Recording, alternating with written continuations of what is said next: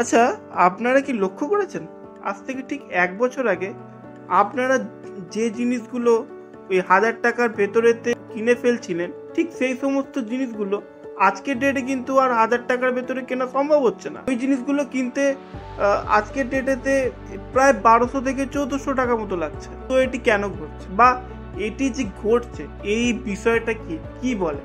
এই বিষয়টিকে বলে ইনফ্লেশন। ইনফ্লেশন বা বাংলাতে হচ্ছে মুদ্রাস্ফীতি। এই ইনফ্লেশন কি এবং এটি কয় প্রকার, আমাদের অর্থনীতিতে ইনফ্লেশনের কি অবদান আছে, ইনফ্লেশন আমাদের অর্থনীতিতে গুড এফেক্ট এবং ব্যাড এফেক্ট, এই সমস্ত কিছু নিয়ে আমরা আলোচনা করব আমাদের ভিডিও।